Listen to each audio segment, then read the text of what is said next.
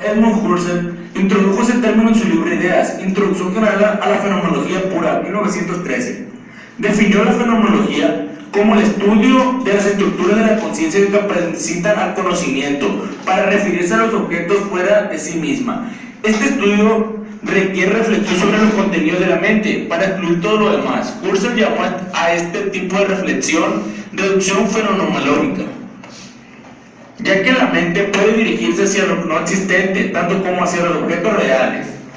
La fenomenología trascendental, según Husserl, era el estudio de los componentes básicos de los significados que hacen posible la intencionalidad posterior en Meditaciones cartesianas, 1931. Introdujo la fenomenología genética, a la que definió como el estudio de la formación de esos significados en el curso de la experiencia. El filósofo francés Jean-Paul Sartre, uno de los principales representantes del existencialismo, trató de adaptar la fenomenología de Heidegger a la filosofía de la conciencia, recobrando de ese modo las enseñanzas de Husserl. Coincidió con este en que el conocimiento está siempre orientando hacia los objetos. El psicoanálisis. Las técnicas del psicoanálisis y gran parte de la teoría psicoanalítica basada en sus aplicaciones fueron desarrolladas por el neurólogo australiano Sigmund Freud. Sus trabajos sobre la estructura y el funcionamiento de la mente humana tuvieron un gran alcance tanto en el ámbito científico como en el de la práctica clínica. La primera de las aportaciones de Freud fue el descubrimiento de la existencia de procesos psíquicos inconscientes ordenados según leyes propias, distintas a las que gobierna la experiencia consciente. El superyo, que según la teoría freudiana se origina en el esfuerzo de superar el complejo de Edipo, es parcialmente inconsciente debido a que tiene una fuerza semejante aunque de signo opuesto a la de las expulsiones y puede dar lugar al sentimiento de culpa que no dependen de ninguna transgresión consciente. El yo, instancia mediadora entre las demandas del ello, las exigencias del superello y el mundo exterior, puede no tener el poder suficiente para reconciliar estas fuerzas de conflicto. Piedra angular de la teoría y la práctica del psicoanálisis moderno es el concepto de ansiedad, un tipo de experiencia que implica una reacción contra ciertas situaciones peligrosas. Estas situaciones de peligro, tal como la describe Freud, son el miedo a ser abandonado, a perder el objeto amado, el miedo a la venganza y al castigo, y la posibilidad de castigo por parte del superyo. En consecuencia, los síntomas, los desórdenes de la personalidad y de los deseos, así como la propia sublimación de las pulsiones, representan compromisos, diferentes formas de adaptación que el yo intenta desarrollar con mayor o menor éxito para reconciliar las diferentes fuerzas mentales en conflicto. Movimiento analítico en Oxford, Cambridge y en Estados Unidos. El movimiento teórico parecido en el siglo XX, dominante en Gran Bretaña y Estados Unidos desde la Segunda Guerra Mundial, que trata de aclarar el lenguaje y analizar los conceptos expresados en él. Este movimiento recibió diversas designaciones como análisis lingüístico, empirismo lógico, positivismo lógico, análisis de Cambridge y filosofía de Oxford. Las dos últimas clasificaciones se derivan de las universidades inglesas, donde este método filosófico ha sido fluyente de una forma especial, aunque ninguna doctrina específica o dogma son aceptados por el movimiento como un todo. Los filósofos analíticos y lingüistas están de acuerdo que la actividad propia de la filosofía es aclarar el lenguaje o, como algunos prefieren, esclarecer conceptos. El objeto de esta actividad es solucionar las disputas filosóficas y resolver los problemas filosóficos, los cuales afirman se originan en la confusión lingüística. El neopositivismo está representado por el neopositivismo filosófico de Russell y Wittgenstein y el Círculo de Viena, y por el neopositivismo sociológico de Lunderberg y posteriormente Lazar-Freers, Goodman, Blackwell, Bowden y otros. Además tiene fuerte influencia en el racionalismo crítico de Popper y Albert, entre otros. En general, el neopositivismo presenta las siguientes características. Sigue el modelo de las ciencias naturales, se inscribe en el operacionismo y en el cuantitativismo, lo cual se pone de manifiesto en el auge y perfeccionamiento de los procedimientos estadísticos, especialmente los cálculos de probabilidad. Pretende la objetividad, o sea, una ciencia libre de valoraciones. Gracias a estos movimientos filosóficos se abrieron nuevas formas de pensar acerca de la sociedad, de nosotros mismos. Nos aportaron grandes corrientes filosóficas, además grandes teorías, como la de Sigmund Freud, la del psicoanálisis, que estudian los procesos inconscientes del ser humano. Esto sería todo por parte mía. Espero les haya sido de su agrado.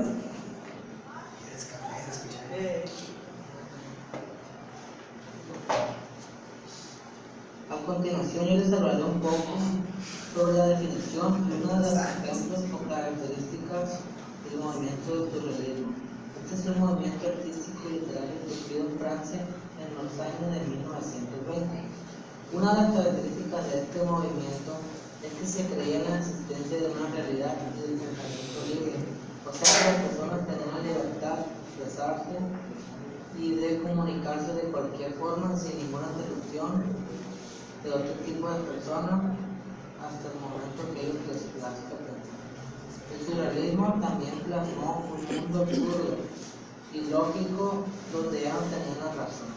Este movimiento tomó el dadaísmo, que consistía en la liberación de fantasía, pero al tomarla rechazó su carácter negativo y destructivo. Esto pudo haber ocasionado un desacuerdo en dicho movimiento.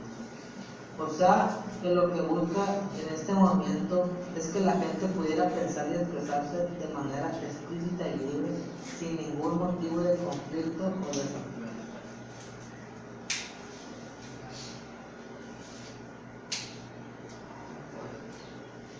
El feminismo. El feminismo es un movimiento social, político y cultural iniciado formalmente a finales del siglo XVIII, que supone la toma de conciencia de las mujeres como grupo o colectivo humano de la opresión, dominación y explotación por parte del sexo opuesto. Este movimiento tuvo su principal causa en el siglo XIX, que fue el derecho al voto, pero no fue hasta en el siglo XX donde se consiguió dicho derecho. A este movimiento se le denominó movimiento sufragista. En Estados Unidos se logra llegar a un acuerdo de igualdad en el siglo XIX, pero no es hasta el 1920 que se logró el voto igualitario en todos los estados. Aunque el voto no fue la única causa del movimiento sufragista, se luchaba por leyes más justas para las mujeres, custodia sobre los hijos, divorcio, educación superior, ya que a las mujeres no se les permitía estudiar más allá de la primaria, y el control de propiedades para las mujeres casadas. Posteriormente, en 1949, tenemos la revolución sexual, que postulaba la práctica de la sexualidad sin matrimonio. Después, la anticoncepción y el aborto. También la práctica sexual sin amor, como es el sexo, la pornografía, etc. Y más tarde, la producción de los hijos sin relación sexual, es decir, la fecundación in vitro. Y por último, la apertura a la cultura unisex y el pensamiento feminista radical. Se separó la sexualidad de la persona, es decir, que cada cual podría elegir su sexualidad: hombre heterosexual, hombre homosexual, mujer heterosexual, mujer homosexual, transexual. También podemos ver el movimiento pin-up.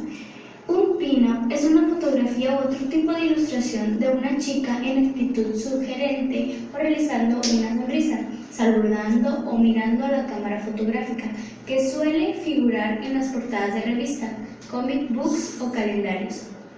A las modelos que posan para estas obras se les denomina pin-up girls. Se tiene conocimiento de la existencia del movimiento pin-up desde 1920, momento en el cual un determinado número de mujeres rompieron todos los esquemas sociales existentes. En ese entonces, en los libros, la palabra sexo era escrita a medias. Los pocos que tenían esta palabra eran guardados bajo llave y era prohibida su distribución. Atreviéndose a posar desnudas o con poca ropa, en esa época era demasiado chocante ver esta clase de expresiones artísticas, por considerarse actos de dudosa moral, debido a la concepción machista y conservadora que ha habido a través de la historia. Pero se dio ya que los directos beneficiarios eran los soldados estadounidenses y indirectamente los ciudadanos recibían las consecuencias de un país tranquilo en términos de guerra física.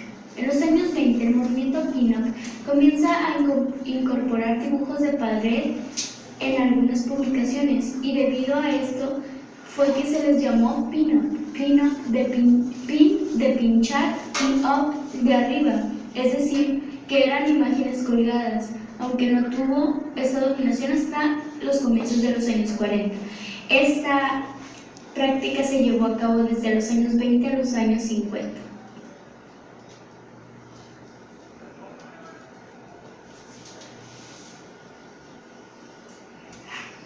El pacifismo se basó a lo largo de la historia en la moral, la voluntad divina o la convivencia económica y social.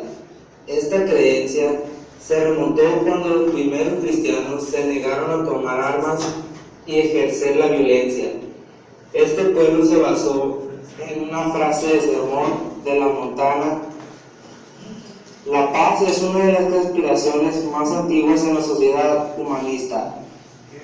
Las bases de esta doctrina empiezan desde el siglo XX por grandes pensadores que al necesitar una forma más concreta de solución, sus pensamientos lo llevaron a concluir con el pacifismo, una forma por medio de la cual, a base de justificaciones y argumentos concretos, se podría acordar en algo.